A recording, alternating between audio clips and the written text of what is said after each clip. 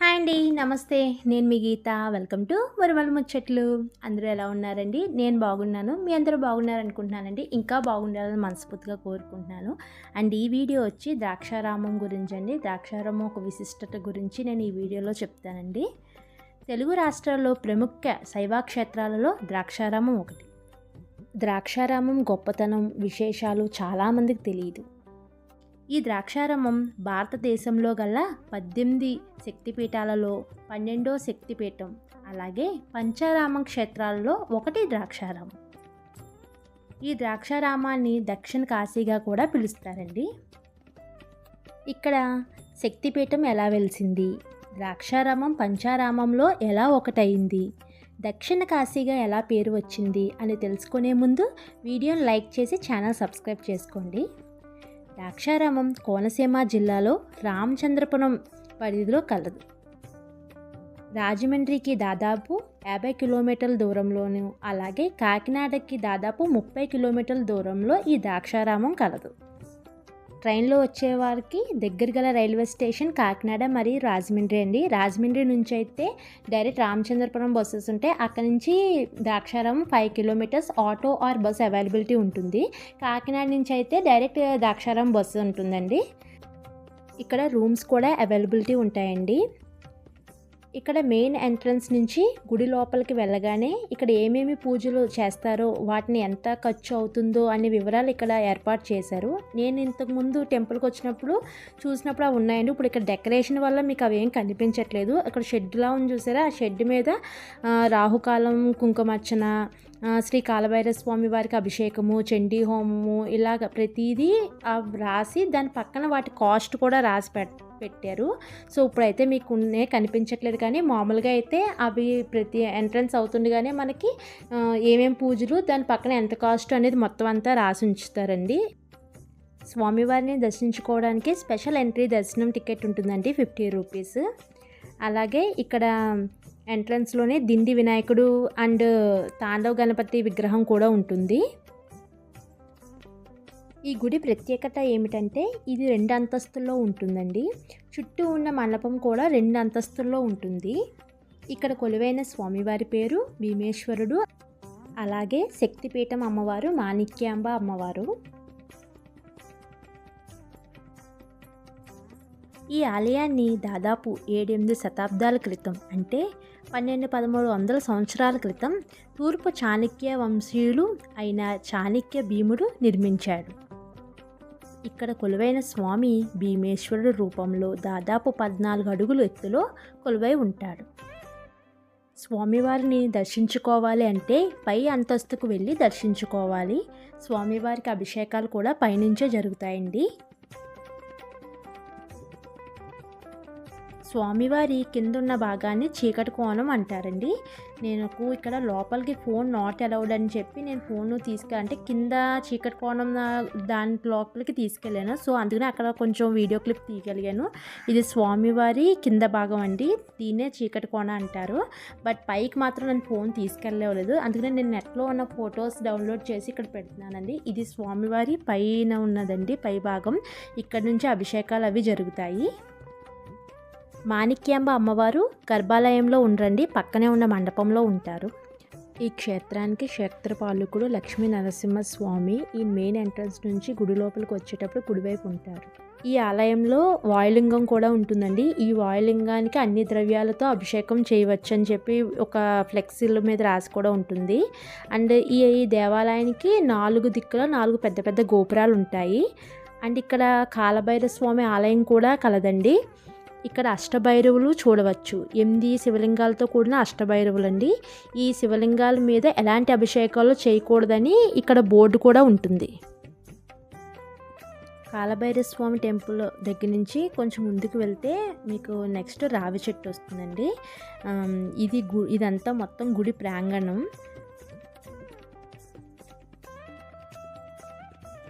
ఇది ధ్వజస్తంభం అండి. ధ్వజస్తంభం నుంచి ముందుకు వెళ్తే మీకు రావి చెట్టు కనపడుతుంది. ఈ రావి చెట్టు చాలా పురాతనమైనదండి, దాదాపు 1000 సంవత్సరాల క్రితంది. ఈ రావి చెట్టు మొదట్లో శివలింగం ఉంటుంది. ఈ స్వామివారికి మీరు కోరిన కోరిక చెప్తే తప్పకుండా నెరవేరుతుందని ఇక్కడ భావిస్తారు. మీరు కోరిన కోరిక నెరవేరిన తర్వాత ఇక్కడ 108 బిందులతో అభిషేకం చేయాలి. అభిషేకం చేయడానికి కావాల్సిన నీరు రావి చెట్టు ఎదురుగా ఒక కొలను ఉంటుందండి. ఆ కొలను నుంచి తీసుకుని నీరు తీసుకొచ్చి అక్కడ అభిషేకం చేయాలండి. రోజు సండే, మాఘమాసం సండే అండి. సో అందువల్ల చాలామంది భక్తులు ఉన్నారు. చాలామంది నీళ్ళు తీసుకెళ్ళి స్వామివారికి అభిషేకం చేసుకుంటున్నారు. రావి చెట్టు నుంచి అలా ముందుకు వస్తే మనకి నెక్స్ట్ హోమశాల కనిపిస్తుందండి. ఇక్కడే చండీ హోమం అన్నీ ఇక్కడే చేస్తారండి. అయితే ఇప్పుడు ఈ క్షేత్రం శక్తిపీఠం ఎలా అయింది, 18 శక్తిపీఠాలు ఎలా ఆవిర్భవించాయి అనేది తెలుసుకుందాం. పూర్వం ఈ ప్రాంతాన్ని దక్షుడు అనే మహారాజు పరిపాలించాడు. అతని కూతురు పేరు సతీదేవి.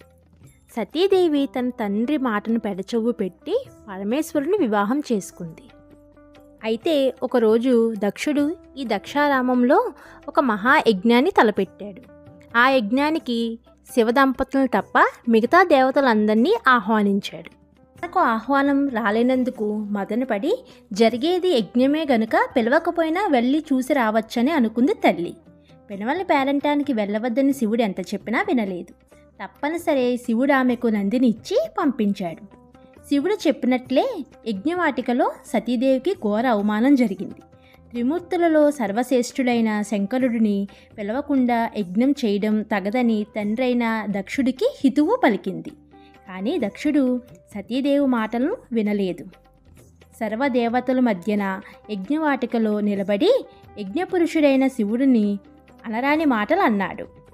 ఆ మాటలను భరించలేక ఆ శంకర అర్ధాంగి ఆ యజ్ఞవాటికలోనే కాలి బొటన వేలితో నేలను రాసి యోగాగ్ని సృష్టించి అందులో ఆహుతయింది. ఆ సంగతి తెలిసిన శంకరుడు ఉగ్రుడై ప్రళయకాల రుద్రుడై తన జటాజూటంలో ఉన్న కేశాలను తీసి వీరభద్రుడిని సృష్టించాడు. వీరభద్రుడు స్వామి ఆజ్ఞ ఇవ్వండి అనగా దక్షవాటికను అంతా భగ్నం చేయమని ఆదేశించెను. శివుడు పంపిన వీరభద్రుడు దక్ష యజ్ఞాన్ని ధ్వంసం చేశాడు. దక్షుడు శిరస్సు ఖండించాడు. బ్రహ్మాది దేవతలు ప్రార్థనలతో శివుడు రవ్వంత శాంతించాడు. కానీ సతీ వియోగాన్ని, అమ్మవారి యొక్క కాలిన దేహాన్ని భుజానికెత్తుకొని వెర్రివాడిలా తిరగసాగాడు. సతీదేవి శివుడికి కనిపిస్తున్నంతకాలం ఆయన మదన పడతాడని గ్రహించి శ్రీ మహావిష్ణువు సుదర్శన చక్రంతో అమ్మవారి దేహాన్ని 18 భాగాలుగా ఖండించాడు. ఆ 18 భాగాలు పడిన స్థలాలు 18 శక్తిపీఠాలుగా ఆవిర్భవించాయి. అందులో నాభి భాగం పడిన ప్రదేశం శ్రీ మాణిక్యాంబ అమ్మవారిగా పిలువబడింది. ఆ 18 శక్తిపీఠాలలో 4 తెలుగు రాష్ట్రాలలో కలవు, 3 ఆంధ్రప్రదేశ్లో, 1 తెలంగాణలో కలదు. ద్రాక్షారామం మాణిక్యాంబ అమ్మవారు, పిఠాపురం పురోహితిక అమ్మవారు, శ్రీశైలం భ్రమరాంబిక అమ్మవారు, అలంపురం జోగులాంబ అమ్మవారు తెలంగాణ. ఈ క్షేత్రం పంచారామం క్షేత్రం ఎలా అయింది, అసలు పంచారామాలు ఎలా ఆవిర్భవించాయో తెలుసుకుందాం. పూర్వం తారకాసురుడు అనే రాక్షసుడు శివుడి యొక్క ఆత్మలింగం కోసం ఘోర తపస్సు చేశాడు. అతని తపస్సుకు మెచ్చిన శివుడు ఆత్మలింగాన్ని ప్రసాదించెను. ఆత్మలింగాన్ని గొంతులో దాచుకుని తారకాసురుడు దేవతలను హింసించేవాడు.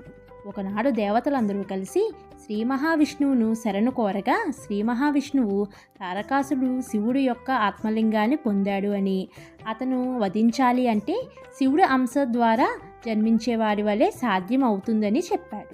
దీంతో దేవతలందరూ కుమారస్వామిని శరణు కోరగా కుమారస్వామి తారకాసుడితో యుద్ధం చేసి తారకాసుని వధిస్తాడు.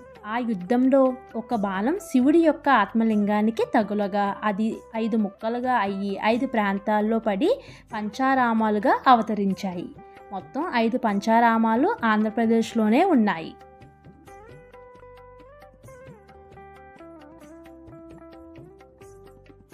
ఈ క్షేత్రం దక్షిణ క్షేత్రంగా పిలువబడడానికి గల కారణం ఒక పురాణ గాన కలదు.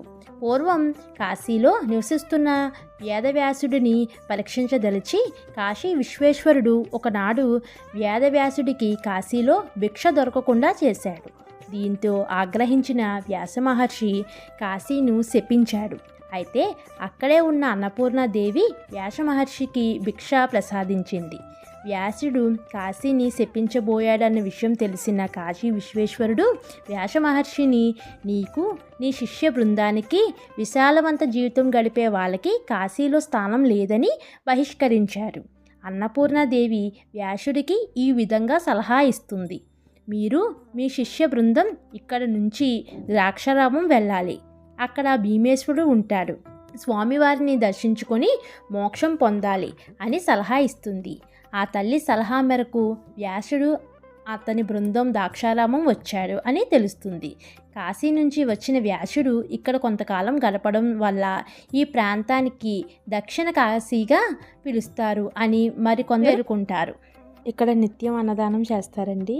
ఇంతకుముందు టెంపుల్కి ఎంట్రన్స్ అయినప్పుడు మెయిన్ ఎంట్రన్స్లో ఉండేది, కానీ ఇప్పుడు ఏంటంటే పక్కన ట్రస్ట్ కింద పెట్టారు. సో ఇక్కడ నిత్యం అన్నదానం చేస్తూ ఉంటారు.